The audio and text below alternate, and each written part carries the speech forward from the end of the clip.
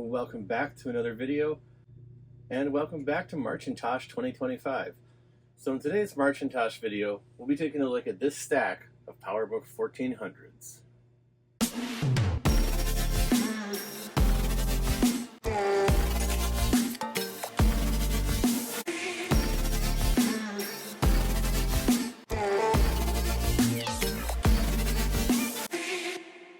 So the Powerbook 1400 is one of my personal favorite PowerBooks, and the main reason being is that I had one when I was, I suppose, about 16 or 17, or maybe a little bit after.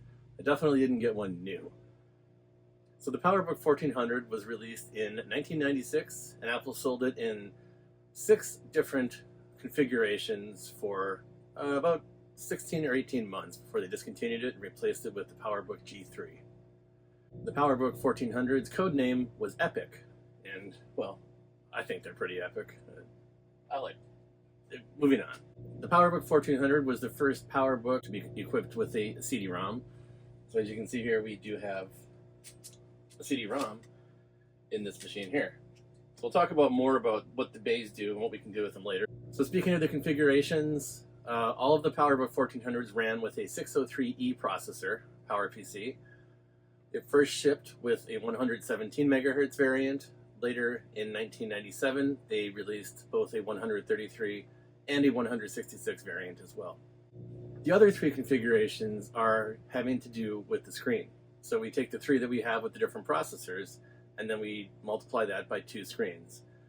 So both of the screens available for the PowerBook 1400 ran at 800 by 600, but there was a C and a CS designation for these 1400s. And the C stood for active matrix, which was the good screen, and CS stood for the passive matrix dual scan screen. So to remember that, C is color, and that's kind of how Apple had been naming their PowerBooks. So the 280, the Duo 280 was black and white, the Duo 280C was the same machine but with the color screen.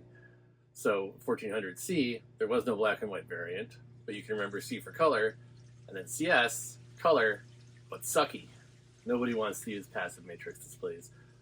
The one I had as a kid actually did have the passive matrix display, and I was just so happy to actually have a really nice 1400 that I barely even noticed it, but there was definitely ghosting and dragging windows around would leave trails. But we don't have to deal with that necessarily today, because we've got right here a 1400C 166. So this was top of the line machine here. It's got the fastest processor, excluding those machines that have been upgraded with G3s, which was an optional upgrade, not from Apple, but from third-party companies like Newer Technologies, and I think there was another one as well. But stock, this machine, top of the line. Machine I had was a 117 CS. It was bottom of the line. But I still love that thing. I had a great time with it, and that's kind of why I have all of these. I see a 1400 for sale, I'd go out and get it. They're not very expensive, I think. I've been getting some of these for like 25 or 30 bucks, at least locally.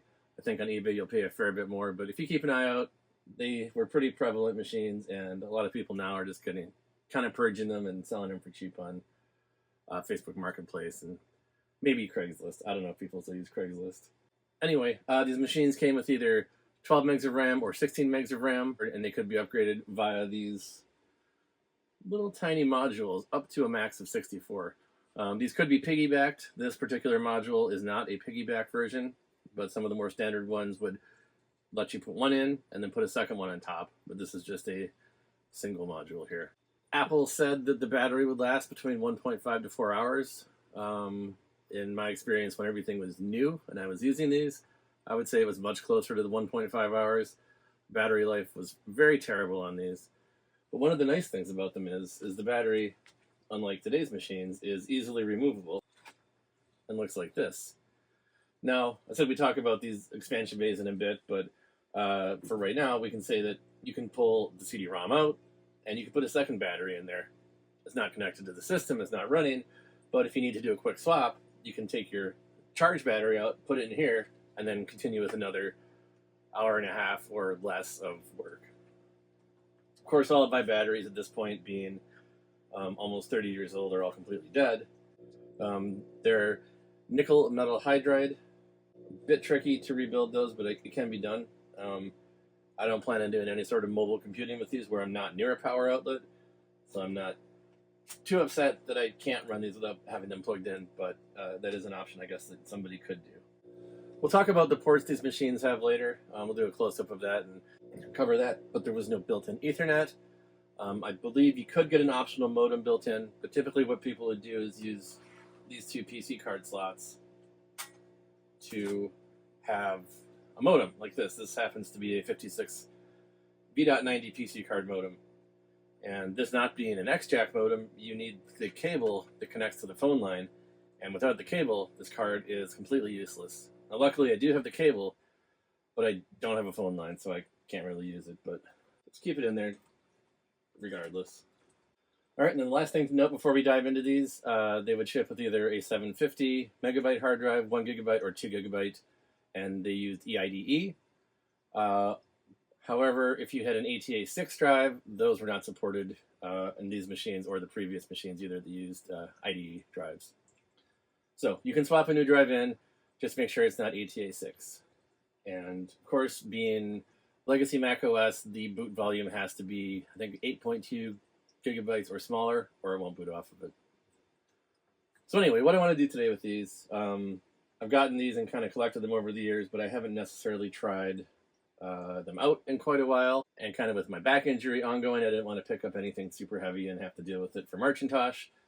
So I thought this would be a good time to go through these, catalog them, make sure they're all working, and we can fix anything up, hopefully, that needs to be fixed. I suspect they're all going to work, but there may be some weird like OS problems on them or something. And I do have the spare RAM chip. Maybe we'll install this in one of them as well. All right, and then the last kind of interesting thing about these machines is they had this cover on the top that comes off. Now you might ask, why on earth would you ever want to take that off of your machine? Well, this is the reason. So these machines, when they shipped, they included a gray plastic cover, but they also had this clear cover, and they came with a number of inserts to put in here to kind of customize your computer. I think they came with 6, and there was also a template available in ClarisWorks where you could print out your own kind of background for your laptop as well. I always just rocked the standard gray cover, but it's interesting to think that Apple thought people would want to customize their machines with some sort of design or, picture. You could really put anything in here, I guess, as long as it's about as thick as a piece of paper. So, yeah, I don't know. It was an interesting concept, but it didn't survive past the 1400 series. So then it just clips right back in, and if you had the inlay, it would be there smiling back at you. All right, well, let's dive into these machines and see what works and what doesn't. All right, so on the bench, I've got all of my 1400s here. Let's take a look at this one. So this one's running 48 megabytes of RAM. And of course, like I said, this is the nice one. It's the 1400C, which is the good screen, running at 166 megahertz. So this one I'm noticing has got a bunch of schmutz kind of all over the keyboard. I'm not sure exactly what it is, and I maybe don't want to know. But I think we can probably clean it off. So let me just clean this keyboard up really quickly, and then we'll talk a little bit more about them. All right, that looks a ton better. So I'm not sure what it was. It was almost like somebody was eating a piece of bread or something and spit talking while they were using this last. But okay, so this one is not maxed out on RAM, but it is the nicest machine here, or at least it's one of the nicest. So maybe we can put that extra RAM upgrade into this machine and see if we can get up to 64. I have no idea how big this is, but hopefully it's not going to be incompatible or wasted in here. So to open these up, it's pretty simple. You just slide this grill this way, and then the keyboard should just flip up. All right. So with the keyboard flipped up, we now have access to see the hard drive, the PC card slot, the speaker, and then all the fun stuff we want to deal with is under here. So let's take these couple of screws out, and then we can access the RAM upgrade area. All right, and with those 6 screws out, this should just flip up as well. And there we can see we have our processor with the thermal pad, RAM, And here's the existing RAM that we have in here. So these two look identical, so I think they're going to be the same. Unfortunately, neither of them are the piggybacking style, so let's set this one aside for a little bit, and maybe we can find a piggyback style RAM expansion in one of these other machines. All right, so before we power this one up, let me talk a little bit more about the specifics of these machines. And in the case of like all of the 1400s, you're starting to see cracks develop where the hinges are connected. So on this one, this side looks pretty okay, but we've got a big crack forming here, and that's just from the force of opening and closing the case over the years and the plastic being brittle. So all of them are suffering from it. If we look at this one, we can see we've got cracks here and cracks here as well. And I think for the most part, they're pretty superficial. I don't know that the hinges are ripping out of 1400s. I haven't read any stories about that, and I haven't had any problems. But definitely, you're going to see cracks, and if you are looking to buy one of these, just expect that those cracks are going to be there. All right, so looking at the second one we have, this is a 1400 CS, so remember, color, but Scsi, and 133. So this is a later model, but not top of the line in terms of RAM or screen. I'm not sure how apparent the difference in the two screens is going to be on camera, but we'll see if this one even turns on. Well, it chimed. I hear the hard drive booting. Oh, yeah, there it goes. Just from the angle I'm at, I'm looking at it sideways. I see like almost nothing on the screen. The other one I could see pretty well looking at it from the side, but this one, yeah, nothing. All right, keyboard in this one looks pretty good. A little bit of schmutz in there just from being used, but nothing weird like that first one. I don't know. So this one's running 8.6. The first one was running macOS 9. I'm pretty sure I put 9 on that one, though I guess I don't remember. No, because that one had a bunch of customization, so I did not put macOS 9 on that one. That one came to me with 9 on it already. Let's dust the screen off a little with my sleeve here. This is my official non-scratching sleeve, so don't scratch the Scsi passive matrix dual scan display. So more about the 117 model. I can't remember if I noted this at the beginning, but it also lacked a level 2 cache. So the performance was pretty terrible compared to at least the 133 and the later 166 without that cache. So the recommendation, I guess, later was if you're going to be buying a used 1400 and are planning on upgrading it to a G3, get the 117 because they're going to be the cheapest, and having the cache doesn't matter since you'll be replacing the processor with the upgraded card. Well, this one seems to be quite slow to boot. That could just be all of these extensions that are being loaded. All right, and after a quick cut in editing, this machine has booted finally. So we take a look at this one. We've got 48 megs here as well. So no RAM that we can steal out of this one. But yeah, this one seems to work just fine. Let me just turn it for a second so I can see the screen. Yeah, I think the screen on this one might actually be having some trouble. Oh no, it's just set to be super dark. Okay. So maybe you couldn't see that the whole time. I don't know. I certainly couldn't see it, but yeah, I still can't see it from the side. But maybe it's brighter for you now. Anyway, I have used this one for a bunch of work, just testing various things and, you know, running some software copying. I was working on the laser writer. I was using this for testing. So this is a pretty good workhorse for me. I've got a lot of good stuff loaded on this one. But let's go ahead and shut this one down. And of course, these machines are capable of soft power. They do go to sleep when you close the lid. So they are pretty modern in that sense. All right, let's talk about what we have around back here. We have the power input jack, of course. We've got audio in, audio out. We have the IRDA port, so you can do data transmission over IR. This is short range IR, so you can't like get an app for a TV and control your TV with your laptop, which is kind of what everybody wanted to do with IRDA back in the day, but it wasn't designed to do that, and it was super slow. And I don't remember anybody ever using IR to transfer things. It's faster to go find a floppy and copy it that way. But it had it because all laptops at the time had IRDA ports, and apparently it was going to be huge, and it was wireless data transfer, but it was just terrible range, terrible speed, and of course the disappointment again of not being able to control your TV with it. Then behind this little door here, we can open up, we have, of course, a serial port. So this is a combined modem printer port. We have the ADB port, so you can plug a keyboard and mouse in. And we have the PowerBook Scsi port. So Apple made, I guess I don't know if anybody else ever used this or if Apple invented it or not, but this was on all of the Apple laptops, was this style of Scsi port. I suspect they did it for size reasons, but you could argue that this was the beginning of Apple coming up with custom ports to be able to charge for accessories. But it was easy to go out and buy an adapter, and this is just plug in and give you a standard 25-pin port. The other nice thing about these adapters is you could also dock with them. So you could take this, plug it in, and you could then use your PowerBook as an external Scsi drive. Obviously, you'd have to power it on, but you could plug a cable in from here to your desktop Mac, and then the desktop Mac would just see this as an external hard drive. So transferring files that way was super easy. All right, well, this one seems to be in pretty good shape, other than, again, the cracks, some scratching just due to its age.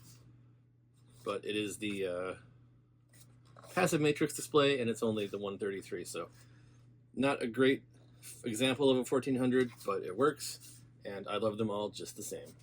All right, so next, let's take a look at the one that's got the clear portion of the lid.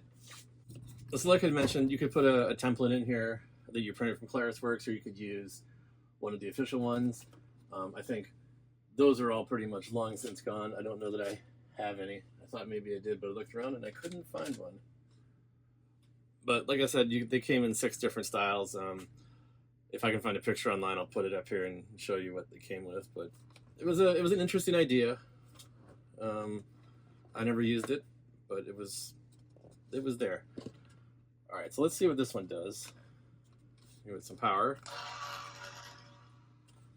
All right, so this is another 166, but this one is the color, but sucky. I don't recall what the price difference was between the C and the CS screens, although I do remember it was probably pretty significant. I think the original 117 with the CS screen, the color sucky, started at $2,500 new in 1996. Yeah, and so this one looks good. Again, looking at it from the side, all I see is a black screen, but if I move my head here, I can see everything, so we'll let this one boot up as well. This one's a fast one. It's got a crappy screen, seems to work. That's probably all good news. Keyboard looks like it's in good shape. Of course, it's got cracks in the hinges, as they all do. It's missing the door on the back. The door is broken off at some point in this one's life. Not a huge deal, I suppose, but kind of a problem, I guess. Well, this one's booting. Let's talk about the bays again. So as you can see, the one we have here that's booting up right now has a floppy drive in it. Yet the one we showed at first had the CD drive like this. So Apple made a number of modules for these, and they just come in and out. So this is the CD drive. Now you weren't allowed, well, I guess you could do whatever you want, it's your machine, but Apple said, don't take these in and out while the machine's running. It's okay if it's off, it's okay if it's sleeping, but don't do it while it's running, because that, I guess, poses some sort of problem, either electrically or for the operating system to understand what's happened. But if you wanted to switch from a CD to a floppy because you wanted to give your friend a file and you didn't want to use the stupid IRDA transfer, you could just put it to sleep, yank the drive up, put your floppy in, and then do your copy. So as I recall, I think I mostly ran mine with the CD drive in there. It was at that point where CDs were becoming more ubiquitous. These were not writers. You couldn't burn CDs with these. They were just readers, but they were 12x. So they ran pretty quickly. And they also ran the battery down pretty quickly, spinning up CDs at 12x speeds. So like I mentioned earlier, with the battery, you can store one here. Now, it's not connected electrically to the system when it's on this side, but if you wanted to carry 2 batteries, you could do that, put one here, and this is the one that runs the system, and this would be the spare. obviously it's not going to charge either while it's over here, so you need to swap them to charge or buy an external charger to do that.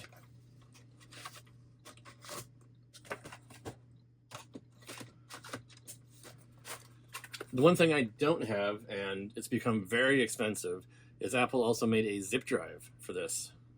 So you could have a floppy, a CD, or a zip drive. It seems like nobody really bought the zip drives, which is probably why they're so expensive now. And you know, with modern technology, every file is bigger. Even just copying, you know, files over from a modern PC, being able to use a zip drive would be nice. But obviously, we can just burn those and put them in the CD drive as well. So I'm not missing out terribly. Plus, I have this, and I have a number of external zip drives. So if I want a zip, I can just plug one in. But it would be way more convenient to be able to just plug one in the front. Anyway, let's take a look at what this one has. So this one came to me already running, everything is running on here. It looks like it's got some personal data, so I won't be opening that and exposing anybody at risk of losing personal data, but I'll tell you that the folder is named Golf Outing, and the date on that is from 2001. So I'm guessing this is probably an accurate date. In 2001, it would have been out for 5 years, and somebody probably was still using it and looking to replace it at about that time. So this machine does have 64 megs of RAM, and it's got the fast processor, but it also has the crappy screen. So what I'm going to do is steal the RAM out of this one and put it in the one that I really like. But otherwise, this machine's working just fine. And I forgot to note this before, but when working on a machine, do unplug it. If the battery has any juice in it, take that out as well. But these batteries are all dead, so I don't have to worry about that. All right, so let's pop this open here. So I'm noticing here this one also has a 56K modem in it. Also not X-Jack. Also, you need the exact wire to go with it. A lot of these modems all use the same sort of connector, but with different pinouts. So you had to make sure you had the exact wire that came with your PC card modem. Or what are we calling the PC cards then? Or were they still PCMCIA cards? PCMCIA, of course, standing for People Can't Memorize Computer Industry Acronyms. All right, so with those 6 screws out, we can pop this guy open here. All right.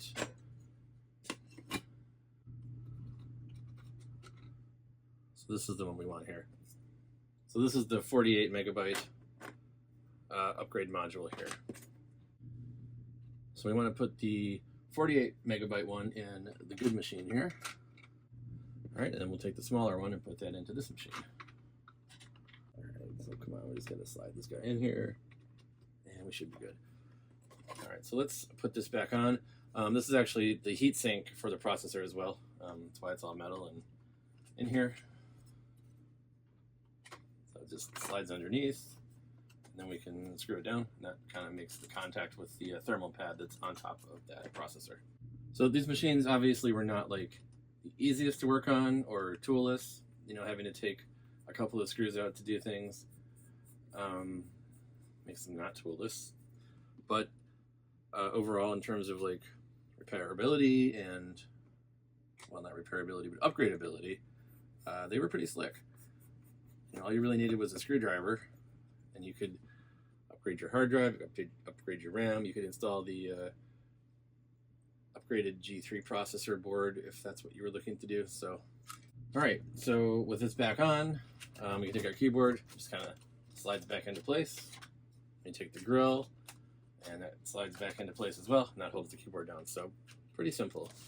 So let's plug this guy back in, make sure it still works with that change we just made to it. This one sounds like it's having a little bit of trouble with its speaker. I don't know if something got in there or... yeah, it looks a little dusty. Maybe we can give it a little bit of a clean, though it's probably just like broken plastic or something actually happening with it that we can't fix just with a quick clean. Alright, so when this guy finally boots up, we'll try out the speaker, see if we've made any sort of improvement to it. So while this one is booting, let's go ahead and reassemble this first one over here. Just looking at the one that we were working on a second ago, it loaded 3 rows of extensions and control panels while it was booting. So I think it probably could use a bit of a refresh of the operating system, or at least somebody to go through and disable a whole bunch of the extensions that aren't needed. I remember back when I was doing Mac computing in the mid-90s, for a point I wanted to see how many extensions I could get to load on startup. I wanted 10 rows. I wanted to go off the screen and keep going. And then I realized how much that hurt performance, and I decided that was not a good idea to pursue further. But it looks like somebody was trying that on this machine. All right, so this is the one we like. So we'll get back to it in a second. All right, and I'm not sure if you can see because of the screen, but this one booted up okay, and it's got the 48 megabytes of RAM now. So actually, the speaker sounded good. So I guess we fixed that too. I forgot to test it, but as I was going through the menus, I heard the clicks. All right, so this one's tested. Now let's retest this one here and make sure this one still will boot up with all the RAM we shoved into it. All right, hard drive spinning up, and it's booting. So we'll just double check to make sure we have the full 64 megabytes, but if there was going to be a problem, I think it would have happened by now. So I don't remember where I got this one from. It's from one of these machines. And this was one that was stacked on top of another as opposed to using the 2 slots. So there are stackable RAMs in these machines somewhere. All right, so with this machine, since this is the one I would like to use the most, I'm also going to install this into it. This is a Mac wireless PC card. So this is wireless A and B, 802.11.A, 802.11.B. So it's just another PC card that goes in and gives you wireless networking. Now this is not going to work with modern encryption. You can use it with WEP, which is wired equivalent protection, which is you can break on a modern computer in seconds if you can sniff that traffic. So let's take the modem out. This is a Global Village V.90. I think we looked at this one at the beginning. And we'll pop in our wireless card. And luckily, I have the wireless card CD.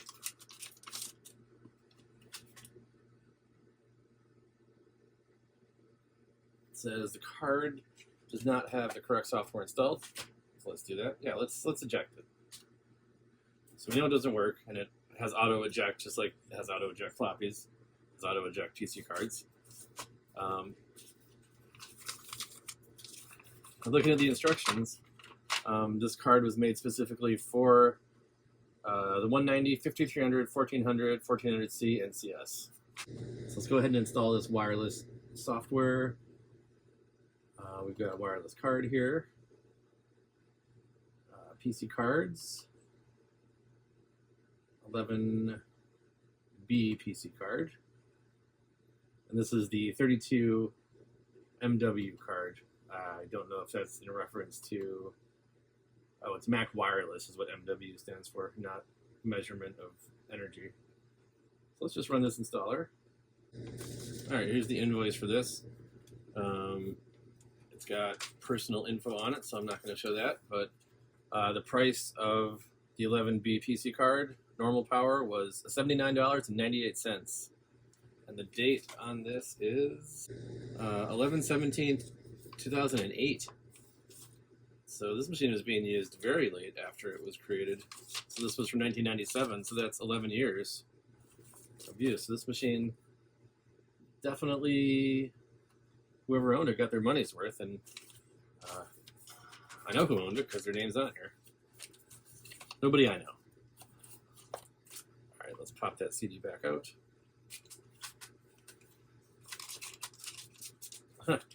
Oddly enough, it's got a nice printed front, but it's actually a burned CD. So these weren't stamped. Mac Wireless was just burning these CDs.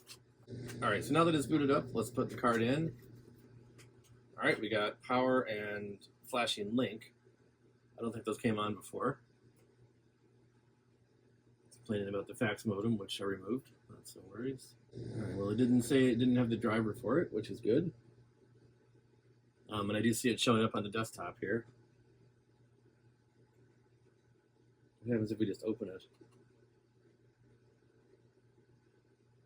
All right. So that opens up the PC card configuration. So let's try to select from the list. See if it actually sees anything. I'm not running any A or B networks, and it appears nobody else near me is either. But it appears to be working. So yeah, there's no wireless A or B running anywhere near me, but I will find an old router and set it up, and we should be able to connect to that no problem. All right, so this machine claims it's charging. If we look at the control strip here, it says it's got 4 out of 8 battery levels charged. I don't believe it. But let's unplug it and see if it actually stays running. It's going to turn off for sure. Oh, hey, look at that. It actually is still running.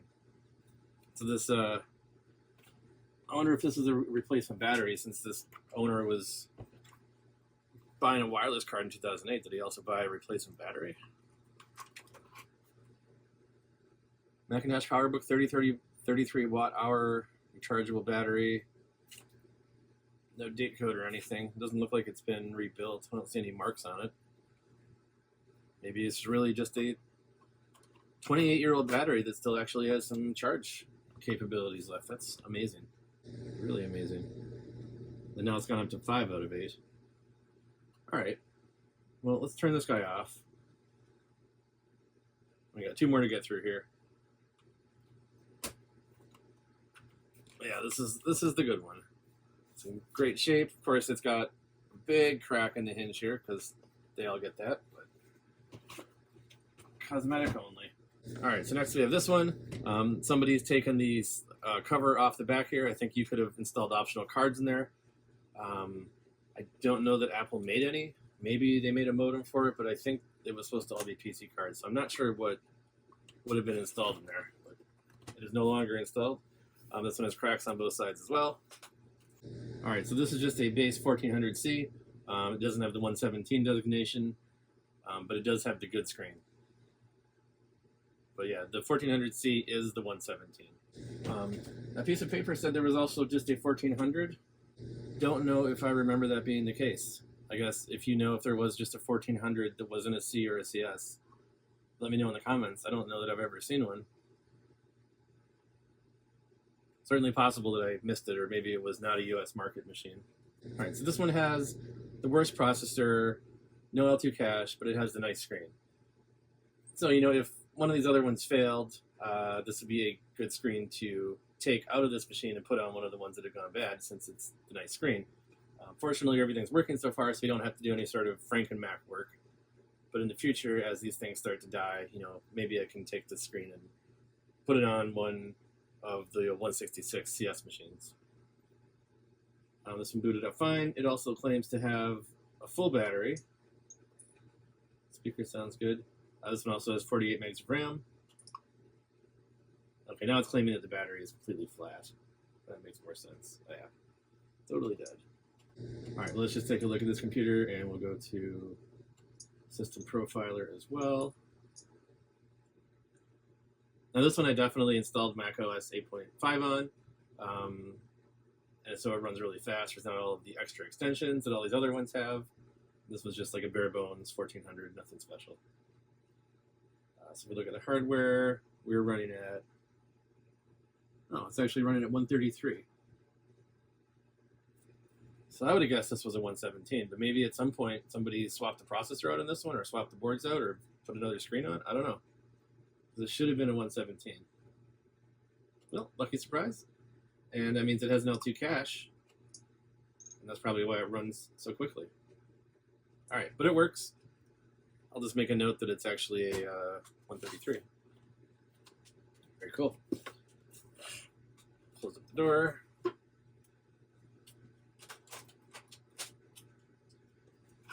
And that leaves us with just one more machine to test here. This one, of course, looks like somebody set a soda can on it at some point. I don't actually see any cracks in this one, but there's a big scratch here, scuff here, and obviously we can replace this easy enough because this just comes off, but not a big deal. Alright, so let's plug this one in. Alright, so we have another 166 here. This is the CS, so color yet sucky. Sounds like it's going to boot up for us, hopefully. Here, the hard drive spinning up, and there it goes. Alright, so this one boots too. I got the 166. The terrible screen that I can see if I lean in front of it. This one has a floppy drive installed. I think we've covered basically everything at this point with these machines. If we ever look at the side is just blank on this side. We got the 2 PC card slots on this side. The front we talked about. Here's what the bottom looks like. To release the floppy drive, you pull this down and then pull it here. Same with the battery. Pull up on this one and just pull it out. It's running, so I'm not going to take the floppy out. Just trust me, it works the same way. To actually get to the board and everything, you can take these screws out. I think there's 6 here. They have little holes in the feet. They're pretty simple to take apart. I haven't taken apart one of these in quite a while because they seem to just work. At some point, the capacitors are probably going to start failing in these. Oh, this one has at ease up and running. Interesting. Okay, well, hopefully there's no password on at ease here. Let's click go to Finder. All right, good. That works. And again, it's got the passive matrix screen. And this one should be the 166 processor. At ease, if you don't know what it is, yeah, we're at 166 here. So this one worked great too. At ease was a alternative to the Finder that you could set up where you had like those file folders and just buttons that you click once to open whatever application. And it would lock people out from doing anything bad to the system. So a lot of schools would run it and you could password protect it so the kids couldn't delete applications or install their own games. It really kind of was like a kiosk mode almost, you could say. Anyway, this one's good. And again, no cracks on this one. This one actually has a very intact case. It's got a big scratch on it. All right. So this is the one. This is the best one I have. It's got the nice screen, the fast processor, wireless card. And that's kind of all I wanted to do in this video, is just go through these and figure out what worked, what didn't, and then put everything together in the best one that I had, which is this one. So like I said, I love all of my 1400s equally. This one happens to be a little better, but I still love it just as much as the others. And yeah, if I see any more 1400s, I will, of course, pick them up because I just love these computers. Anyway, that's all I've got for today's video. Happy Marcintosh. Thanks for watching, and we'll see you next week for another Marcintosh video. Take care. Hi guys! Make sure to like and subscribe and watch more of our videos later.